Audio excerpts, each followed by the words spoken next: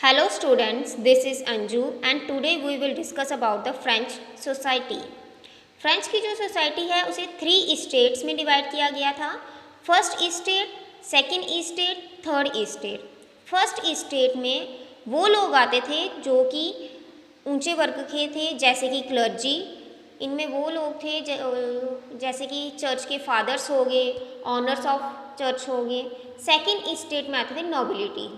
ये वो लोग थे जो कि अमीर वर्ग के, बड़े बड़े ज़मींदार, मिनिस्टर्स, ये सब जो हैं सेकंड स्टेट में आते थे।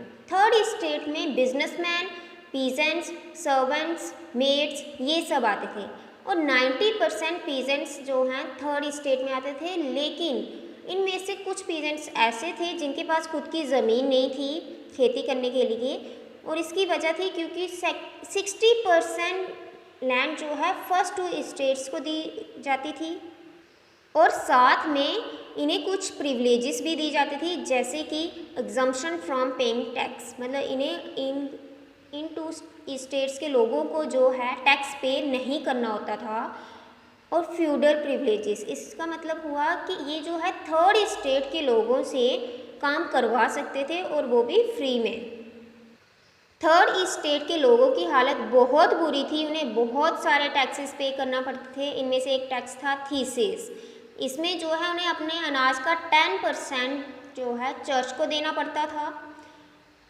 नेक्स्ट टैक्स था जो कि डायरेक्ट टैक्स था, और इसे हम बोलते थे टाइल। इन्हें अपने डेली कंजम्पशंस जैसे कि साल्ट, टोबैको, ये सब भी, इनमें से भी इन्हें शेयर देना पड़ता था। और अगर देखा जाए तो जो ये थर्ड स्टेट के लोग हैं, सिर्फ यही जो हैं सारा टैक्स पे करते थे।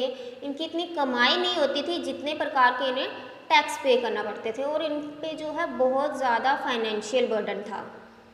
अब बात करते हैं फ्रांस की पॉपुलेशन की। 1715 में 23 मिलियन पॉपुलेशन थी फ्रांस की, और 1789 आते आते ये पॉपुलेशन इंक्रीज होकर 28 मिलियन हो गई। Increasing population led to the subsistence crisis. जैसे जैसे पॉपुलेशन इंक्रीज हो रही थी, उससे जो है सब्सिस्टेंस क्राइसिस हो रहे थे। और ये वो क्राइसिस होते हैं कि जब जो है इंक्रीजिंग पॉपुलेशन के साथ जो है उनकी फूड की डिमांड जो है वो पूरी ना कर पाए, क्योंकि पॉपुलेशन बहुत ही हाई रेट से बढ़ रही थी, लेकिन जो प्रोडक्शन है फूड की वो इतने हाई रेट से नहीं बढ़ रही थी।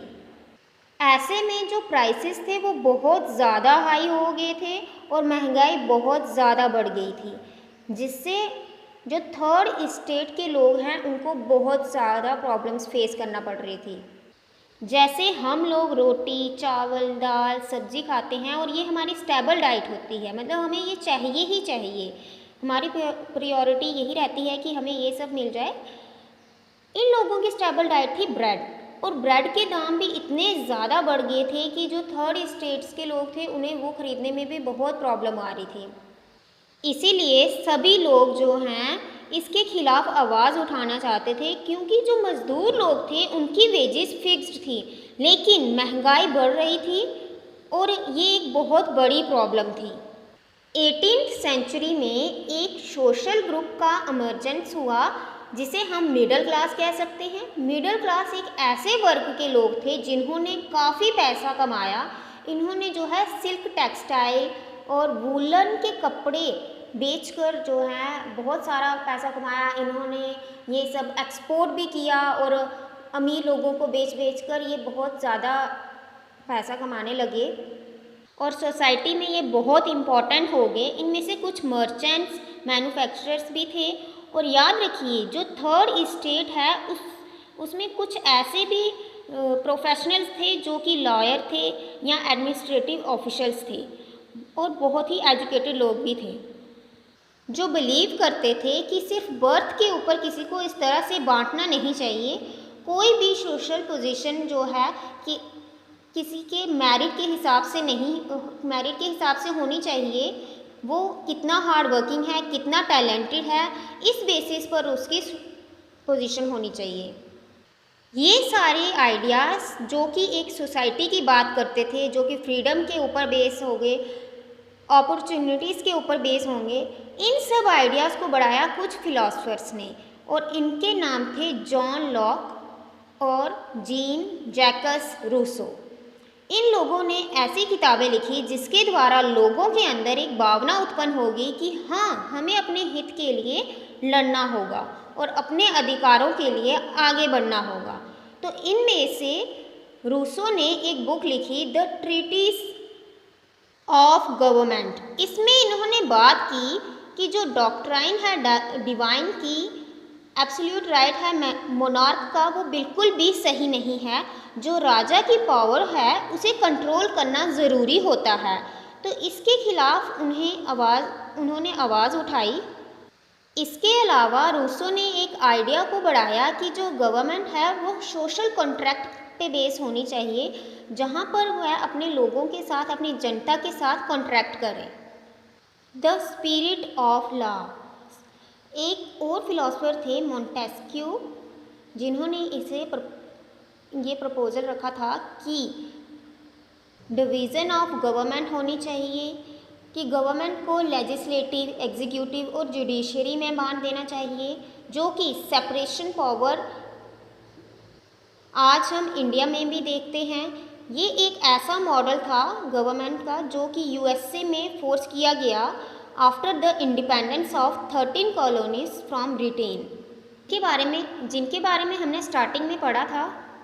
अब इस बीच आप एक समाचार मान लीजिए या र्यूमर मान लीजिए कि ये फैल रहा था कि लुई 16 जो है वो टैक्स को बढ़ाना चाहता था, लेकिन ये सब इतना आसान नहीं था, क्योंकि राजा को टैक्स अकेले बढ़ाने की परमिशन नहीं थी। उसके लिए मोनार्क को एक स्टेट जनरल की मीटिंग बुलानी पड़ती थी, जहां पर ये प्रपोजल रखा जाता था कि टैक्स को कैसे बढ़ाना है, और फिर स्टेट जनरल ही उस टैक्स को आगे बढ़ा पाते थे।